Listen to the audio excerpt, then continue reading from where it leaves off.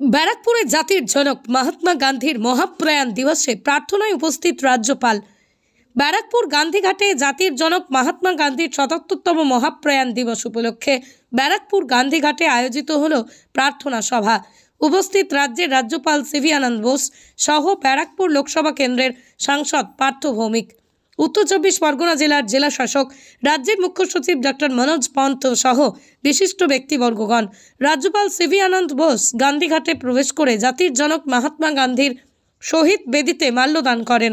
সংবাদ মাধ্যমের মুখোমুখি হয়ে সাংসদ পার্থ ভৌমিক বলেন, সাম্প্রতিক কুম্ভ মেলায় মানুষের প্রাণহানির ঘটনায় কেন্দ্রীয় সরকার সহ উত্তরপ্রদেশ সরকারকে দোষারোপ করেন। Day of days, the whole nation gives its homage and salutations to the great Mahatma.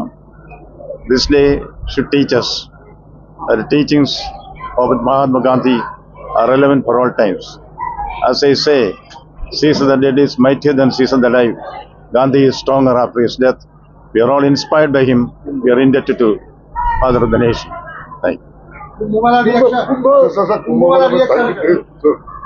সাগরের বাংলার মাননীয় মুখ্যমন্ত্রী গঙ্গাসাগরে পবিত্র তীর্থযাত্রীদের পুণ্যস্নান করবার জন্য যে আন্তরিকতা নিয়ে কাজ করেন, তাতে গঙ্গাসাগরে যারা পুণ্য করতে আসেন তাদের মমতা ব্যানার্জির শাসনকালে কোনোদিনই কোনো অসুবিধার সম্মুখীন হতে হয়নি।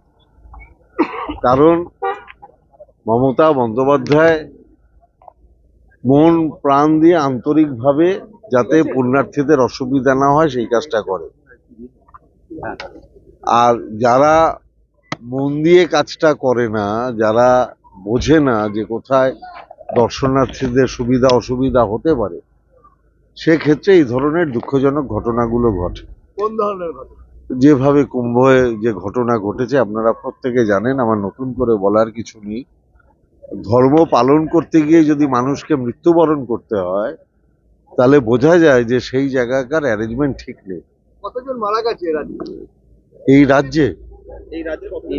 না, সেটা এখনো টোটাল হিসেব এখনো এসে পৌঁছয়নি। সেটা নবান্নে আসছে এবং নবান্ন থেকেই ওটা ক্ল্যারিফাই করা হবে। কিন্তু প্রচুর মানুষ তো বাংলা থেকে যান কুম্ভে।